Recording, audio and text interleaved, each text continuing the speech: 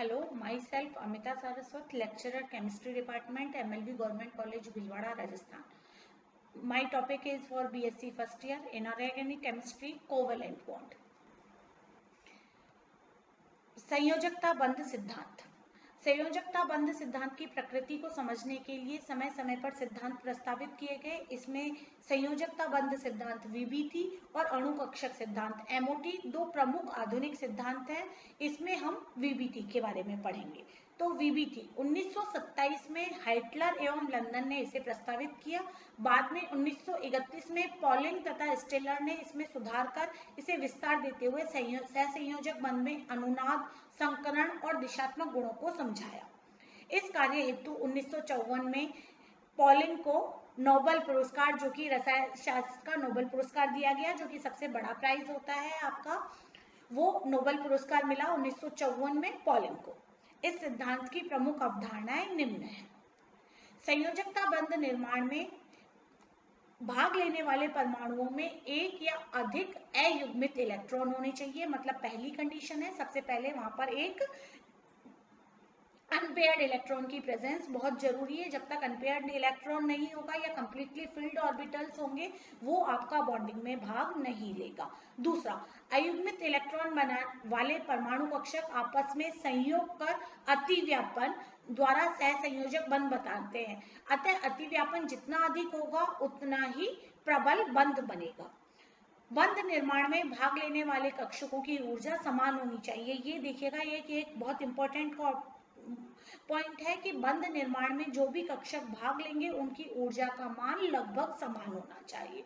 यदि परमाणु की निम्नतम अवस्था में उपयुक्त संख्या में अयुग्मित इलेक्ट्रॉन न हो तो परमाणु उत्तेजित होकर बंध हेतु आवश्यक अयुग्मित इलेक्ट्रॉन प्रदान करता है। यहाँ पर देखिएगा, आपका एक कार्बन का एग्जाम्पल दिया हुआ है। कार्बन में देखिएगा जो इलेक्ट्रॉनिक कॉन्फ़िगरेशन होता है वो 1s2, 2s2, 2p2, मतलब वहां पर नंबर ऑफ अनपेयर्ड इलेक्ट्रॉन्स दो ही प्रेजेंट है। लेकिन जब कार्बन उत्तेजित अवस्था में चला जाता है तो 2s कक्षक में से एक अनपेयर्ड जो पेयर्ड इलेक्ट्रॉन है वो एक्साइट होकर 2p में पहुंच जाता है और यहाँ पर नंबर ऑफ अनपेयर्ड इलेक्ट्रॉन्स 4 हो जाते हैं। तो उत्तेजित अवस्था में कार्बन 4 अनपेयर्ड इलेक्ट्रॉन्स होते हैं। इसीलिए कार्बन की हम जब कहते हैं बात होती है तो कार्बन की संयोजकता हम कहते हैं 4 है और इसमें कोई भी दोहराए नहीं है।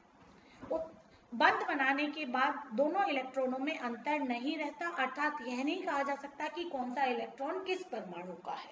मतलब हम जब कार्बन में बात करते हैं sp2, sp3 या कोई भी हाइब्रिडाइजेशन हो तो s, p, d या f जो भी कक्षक संकरण में भाग लेंगे उनकी ऊर्जा संकरण के बाद में समान हो जाती है और वो सब एक जैसे आकार और एक जैसी ऊर्जा के हो जाते हैं।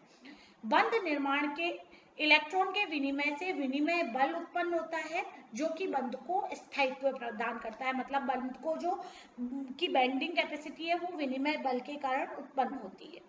बंध निर्माण के बाद भी परमाणु अपनी पहचान बनाए रखते हैं। इस सिद्धांत की व्याख्या हेतु सरलतम उदाहरण है हाइड्रोजन अणु का बनना। 1927 में हाइटलर व लंदन ने इस सिद्धांत द्वारा हाइड्रोजन अणु का बनना समझाया। हाइड्रोजन अणु के निर्माण में दो परमाणु Ha और Hb अनंत दूरी से एक दूसरे के समीप आते हैं। Ha व Hb को हम यहाँ पर अलग अलग करने के लिए एक व दो अणु के द्वारा दर्शा रहे हैं। Ha के तरंग फलन को हम क्षाई A के द्वारा और Hb अणु के तरंग फलन को क्षाई B के द्वारा दर्शाते हैं। अनंत दूरी से एक दूसरे के समीप आने पर हाइड्रोजन परमाणुओं के अंतर्गत दो बल कार्य करते हैं। पहला बल है आकर्षण बल। यह बल Ha के नाभिक व Hb के इलेक्ट्रॉन के मध्य आकर्षण तथा Hb के नाभिक व Ha के इलेक्ट्रॉन के मध्य आकर्षण बल है। मतलब यहाँ पर देखिएगा, हाइड्रोजन का नाभिक और दूसरे अणु का इलेक्ट्रॉन और दूसरे अणु का नाभिक और पहले अणु का इलेक्ट्रॉन, ये जो है ये आकर्षण बल कार्य करते हैं। इसी तरह से प्रतिकर्षण बल, यह बल Ha व Hb के नाभिकों के मध्य और Ha के इलेक्ट्रॉन व Hb के इलेक्ट्रॉन के मध्य होगा। मतलब नाभिक नाभिक तो एक दूसरे को रिपेल करेंगे और इलेक्ट्रॉन इलेक्ट्रॉन भी एक दूसरे को रिपेल करेंगे, जबकि एक का न्यूक्लियस दूसरे के इलेक्ट्रॉन को आकर्षित करेगा और दूसरे का इलेक्ट्रॉन पहले के न्यूक्लियस को आकर्षित करेगा। इस प्रकार समीप आते समय हाइड्रोजन परमाणुओं के कक्षकों के मध्य अतिव्यापन होने लगता है और एक निश्चित दूरी, जिसे हम साम्यावस्था दूरी कहते हैं, पर आकर्षण बल और प्रतिकर्षण बल एक दूसरे से संतुलित हो जाते हैं। इस प्रकार एक बंध का निर्माण होता है जो कि सिग्मा बंध कहलाता है।